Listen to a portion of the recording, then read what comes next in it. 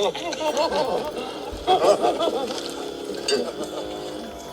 Johnny. What that mess can mean a sick horse is gonna get us, huh? It's quoting the Bible. Revelations. Behold, a pale horse. The man who sat on him was death. And hell followed with him.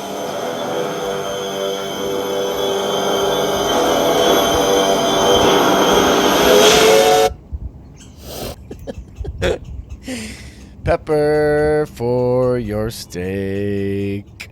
Saying that such behavior on the part of the power of his genius supplied the deficiencies of the imperfect communications of the Hierophants, and he himself became a master and a revealer.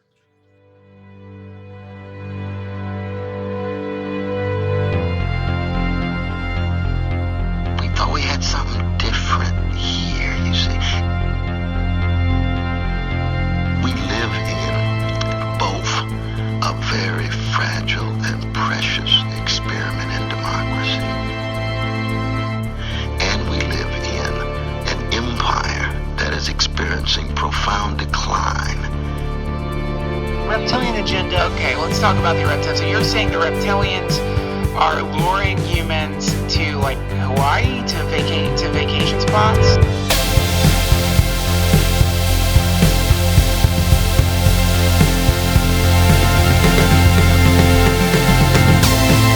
The news is there to scare white people.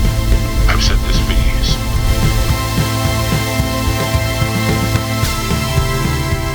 To live this life, you can't live the life everyone else lives.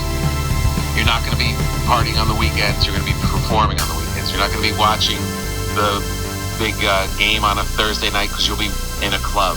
You have to have that mindset that you don't belong. You don't go to the rhythm of the rest of the world. Pepper for your steak.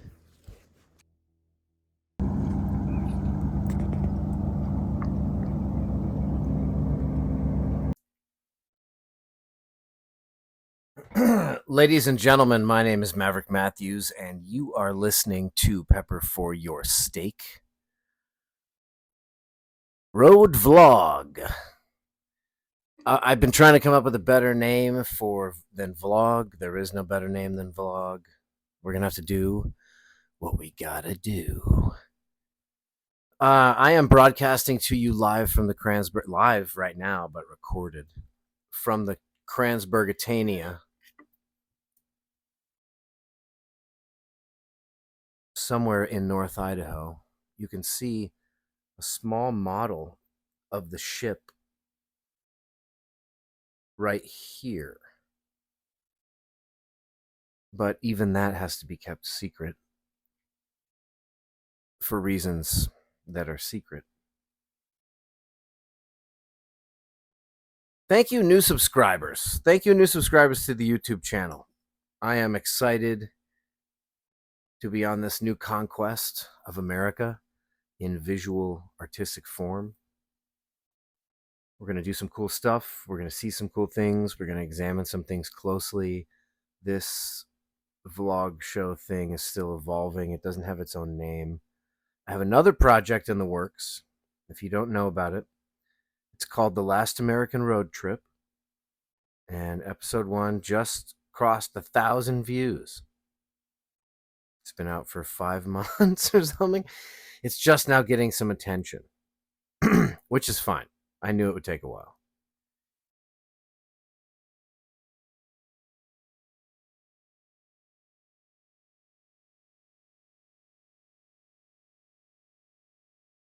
That project is also in continued development. Episode 3, I'm expecting to release around Christmas.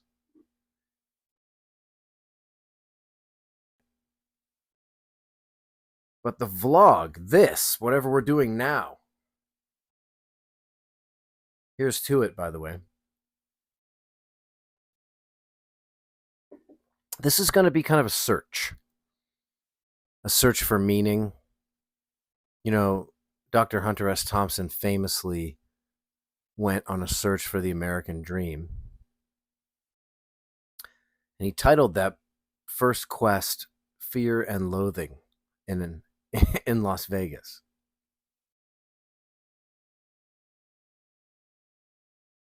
And there's an incredible section of the book where Dr. Thompson and his attorney, Raoul Duke, are in a convertible and they are in a hamburger drive-through, some hamburger joint. And they're asking the girl if she knows where the American Dream is. And because they're in Vegas, she's like, oh, yeah, isn't that where the old psychiatrist club is? Yeah, that's where all the freaks hang out. They think the American Dream is just the name of another club. And that was written in the 1970s. And he runs amok in Las Vegas. And his thesis really is that the American Dream is dead. And he's right. It was actually dead by then. We had a final bubble, a last sort of burp, if you will. Which, that's a terrible way to describe it because it was an incredible happening. A final reverie of the corpse, you might say. A reverie where he comes back to life and he parties one last night. That's what the 1980s were. And 90s, early 90s. One last heyday before digital security and the apocalypse state. It's funny, but it's true. No, it doesn't mean we won't have future heydays. It just means that, there's going to be a difference between people in cities who have brand new cars and perfect ingrained lives of servitude, or people in the country with tattered clothes and sitting around a campfire. I choose the latter. I'm living that life now, and as much as this might seem to be grandiose, and maybe it doesn't. Maybe some people are like, I spit on your trailer.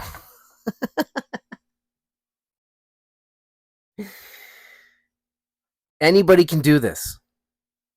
I know people up here who are flat broke and still doing this. And they're happy. They're actually happy. There's a happiness in them. And they're having fun. And they're doing the right thing. And they're raising their kids as best they can.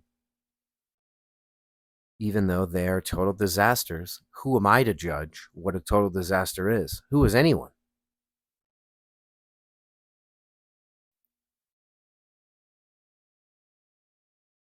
Anybody can do this. Put yourself in the woods and really think about the stars and space and look at shit through a microscope and start lanterns. Get scared. Scared of wolves. Scared of the night. Scared to go get the firewood. Scared to go take a piss.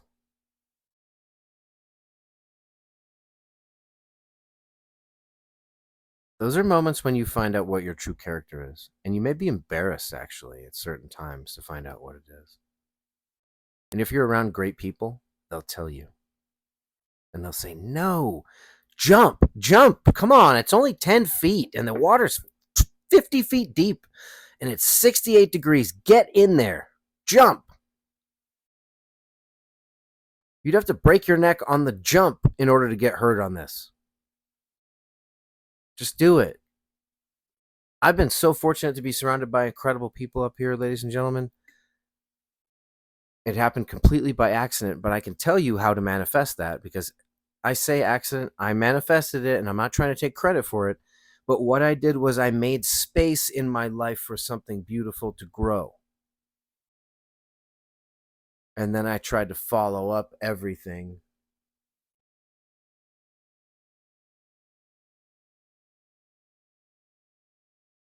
I tried to follow it up. Make sure the outcome was what was supposed to happen. And a lot of that was laborsome. A lot of it was tiresome. A lot of it was lame. Some of you might think that about my diatribes. Maybe you haven't figured out where I fit into your life.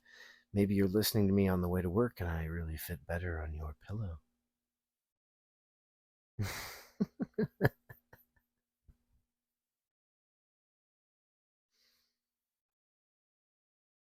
I kind of took some notes about what I wanted to talk about today. And of course, what you end up doing is throwing them out the window. I think that is the process, though. Otherwise, I'd start talking and I'd do those notes. You kind of have to know what you don't want to do. So many people get stuck in the process of trying to figure out what they want to do with their life. They never do anything. But what's better is to just do stuff, because then you go, yeah, I don't like that at all. Sticking the needles in me, I don't like that. Don't stick those. Don't. So, let's get this fucking thing back on track. I recorded a little segment for you. It's a segment I did in my storage unit up here. You see,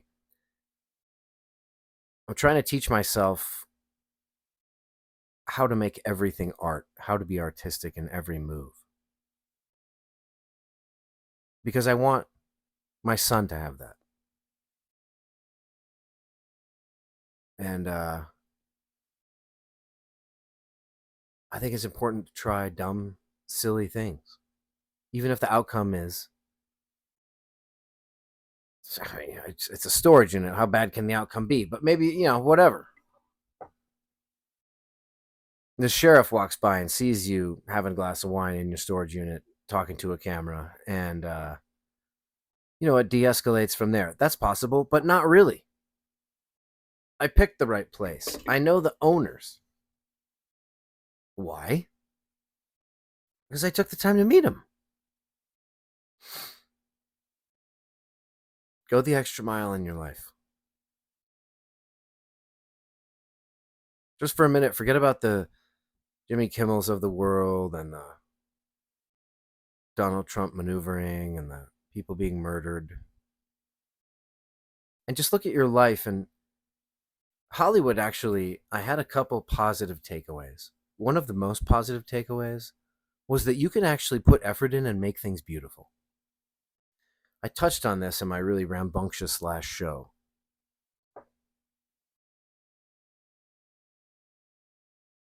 The Greeks put a lot of time into making things beautiful.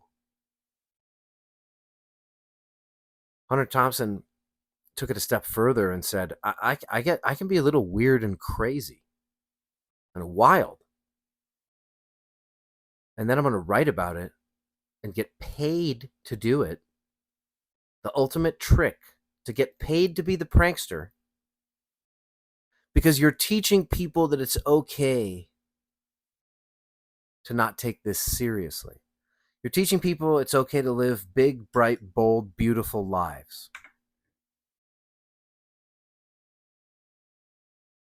You're teaching people to develop the breadth and the depth of their human experience beyond what is societally acceptable.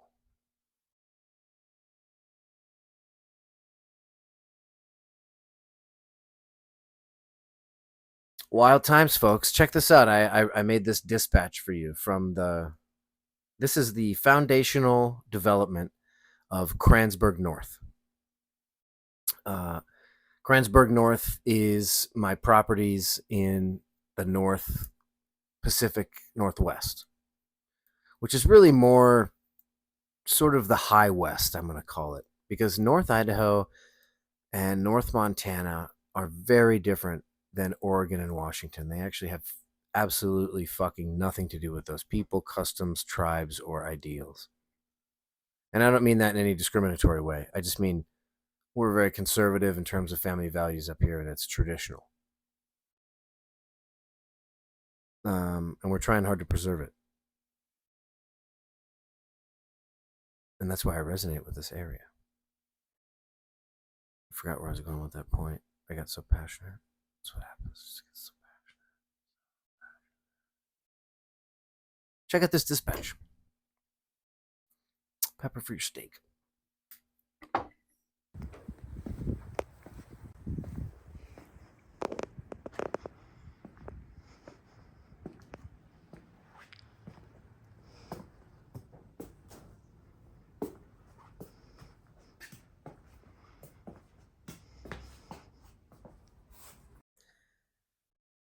Welcome to Kransberg North.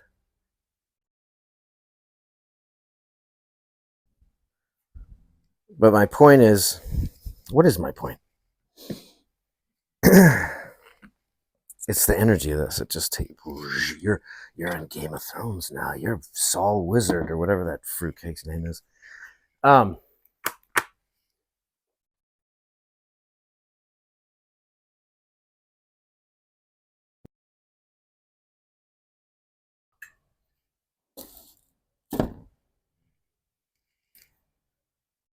This is a temporary experimental setup I have up here before I open Cranston's cloakroom up north here. And so I'm kind of setting everything out, thinking about it, finding the energy. I'm glad you're here. Got a lot of things to talk about. Good response from last time. That was an intense show. Didn't need to get all heavy and serious. For a lot of first-time listeners, that was a rough one. Chateau Le Pop.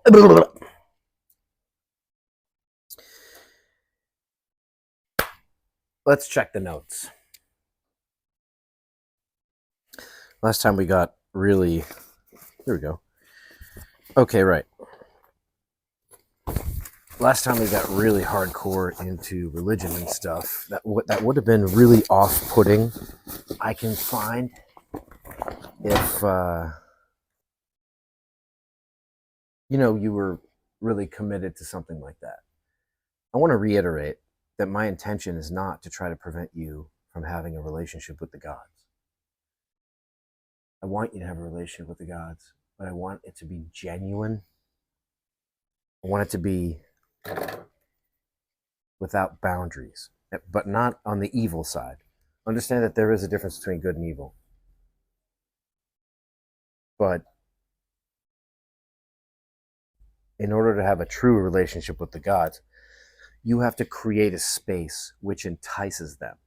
And that's kind of going to be the theme of this show. In my notes here, I have beauty.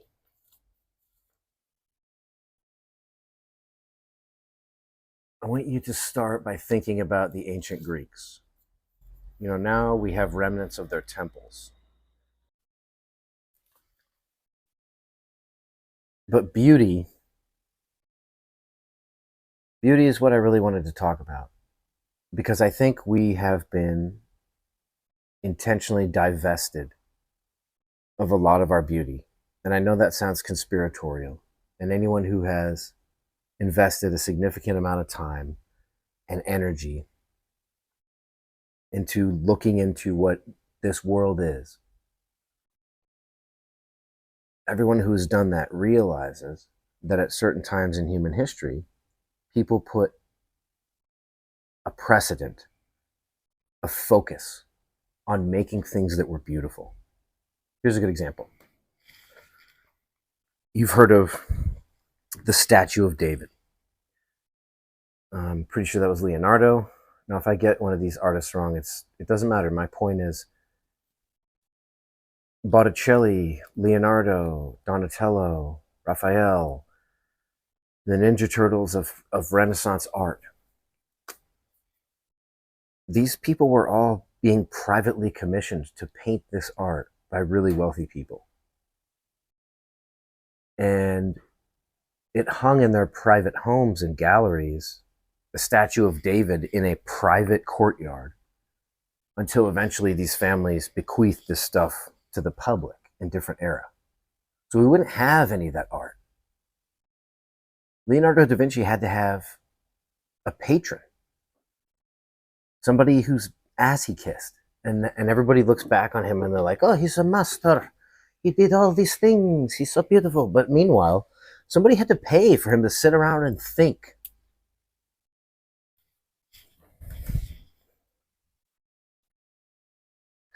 And that's why if you subscribe at maverickmatthews.com, you too can be a person who pays for artists like me to think, so that not I can come in front of you and pretend to be fancy, No. It's so that I can come in front of you and inspire you to be silly, to have fun, to think bigger than the narrative wants you to think, to consider crazy things, to indulge this life like a really good 5-course meal, and to believe that others have come before you who figured some stuff out, and you have to seek them out in order to learn what this is. I am still a fledgling master. I only use that word because I see on what level the masses are, and I see what my level is, and I'm making moves and doing things, and things are happening, and it's cool. And there are bees.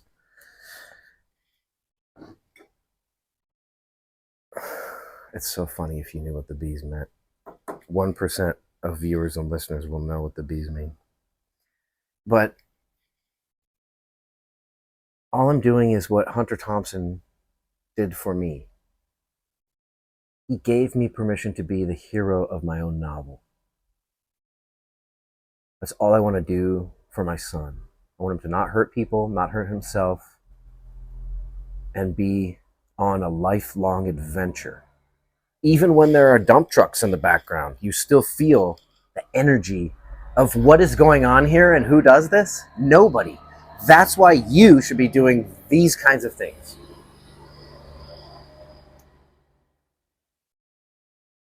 Look at the view I have. Do you know how much this cost? $100. It's not me bragging. I'm so lucky you can't get a parking space in Florida for this much. And somehow the universe helped me find this. You can go find little gems. There are still gold nuggets to be found on the ground in this country. And I'm going to dance this back to beauty.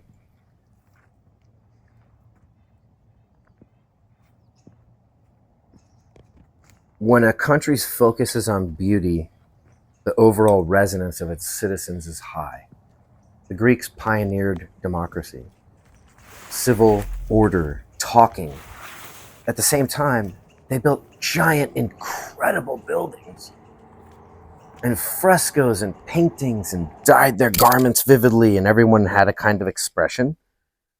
Meanwhile, if you truly examine it, there was a social order that wasn't healthy. Slaves, patriarchy, whatever.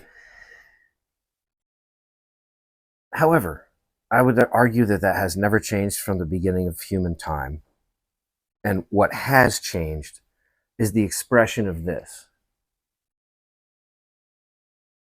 I would rather rent a hovel like this in any ancient Grecian city where I would have a sword at my side and probably very sparse, leathery clothing that showed off my physique so that people knew not to mess with this stuff. And this would be like my stall where I would pawn my wares.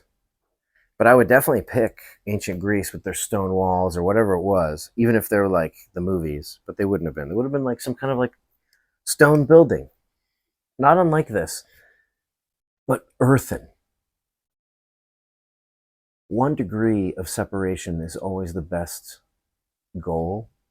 And so you will see me go from this to something that is more earthen. It's made of wood and stone. Now, there's nothing wrong with metal. Metal's wonderful. My roof will probably be no. I'm going to do my roof out of stone. But you'll see me go from this, which I want to demonstrate as the plebeian class experience of America right now. This is like the best hovel that you can hope for. A lot of people doing work out of these. A lot of people up here, you can't live out of these because there's no electricity, and in the winter it's just. Plus, this place is kind of aware of everybody and what they're doing. But I know for a fact I've seen people in California, Florida, all throughout the South living out of this. And in the search for beauty, great. Thank you. That's what this is. That's this episode. Ding! In the search for beauty, I'm going to take you on this video journey, podcast journey. We're going to look at buildings that are older versus buildings that are new. Why? What is this trend? Who is making these decisions not to make beautiful things? Why would you do that? I understand the beauty of aesthetic cleanliness, something that's clean and clean lines and whatever. But there is a massive difference between Italian gardens, which contain, nymphaeum, little areas where they built for the nymphs. I'm kind of obsessed with these now. Little fountains that the nymphs can jump in.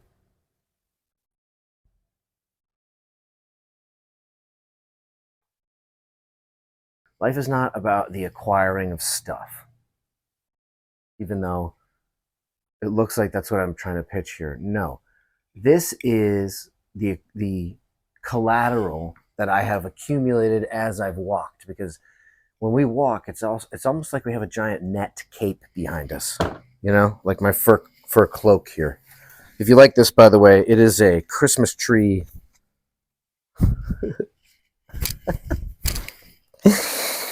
This is the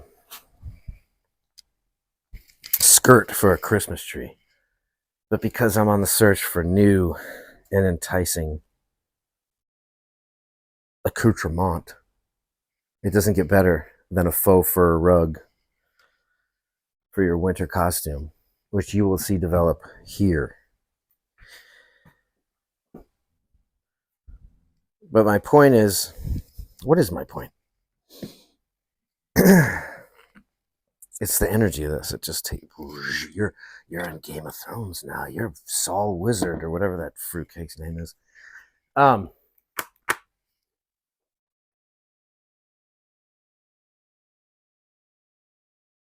have to zooch this. We'll have to check it and then continue. We're doing good. If you want to create good art, you have to be willing to step outside the narrative of what is normal and look at life outside with magic in mind.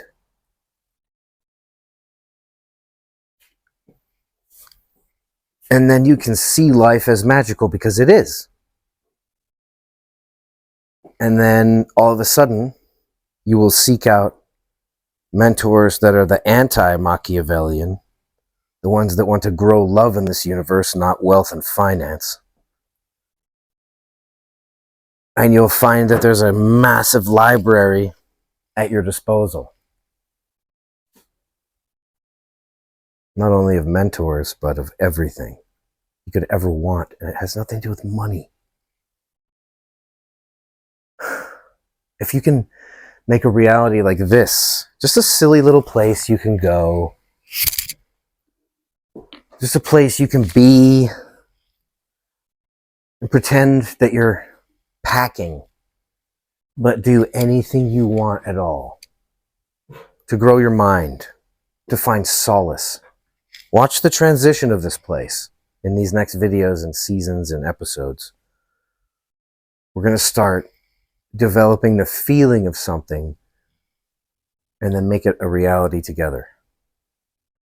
Because that's what a family does.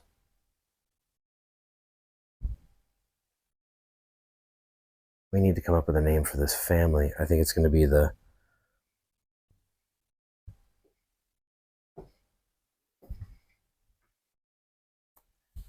probably the Cran's foot.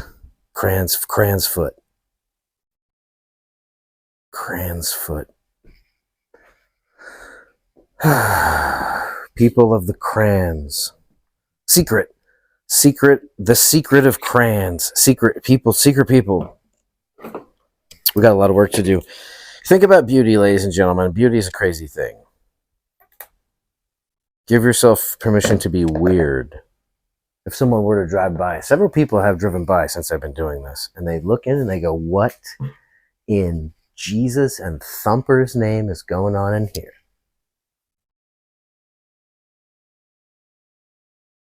Nothing. Ideas. You know, I'm not making weapons. I'm not plotting the destruction of anything. I'm not even fixing this motorcycle that needs to be fixed. I'm just being in here in a space that is mine and feeling safe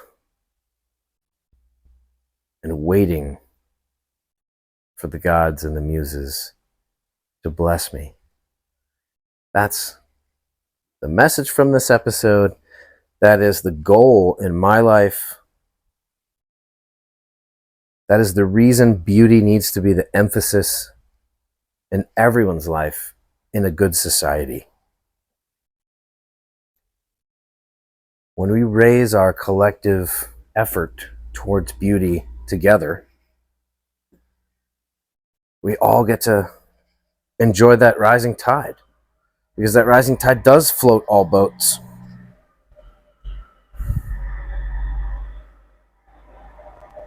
Let's hit the road together. By the way, if you haven't watched episode 1 of Last American Road Trip, it is growing in leaps and bounds. Please check it out. Episode 2 is a very different change. It's a transitional episode, but episode 3 is in the works. It's going to be beautiful. It has a large budget now. And if you really, truly want to support this podcast, my artistic efforts, and the further banking of these encyclopedic, yet completely, seemingly trivial and idiosyncratic diatribes, remember,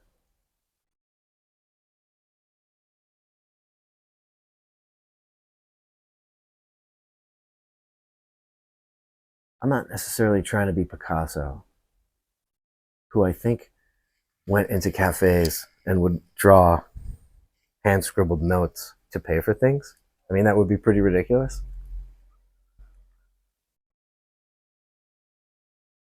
I don't need to be anything else. These are going to keep coming whether people subscribe or not. I'm having so much fun right now with my family. My son is mind-blowing. And I'm rediscovering America in a way that I grew up in my 20s experiencing. And I had no money. I still did it. And what we're doing right now, it is going to seem glamorous and lavish. It's not. It's very inexpensive. Everybody can do this. Go out there and find your storage unit. Go find your storage unit so you can feel like a king, a short king.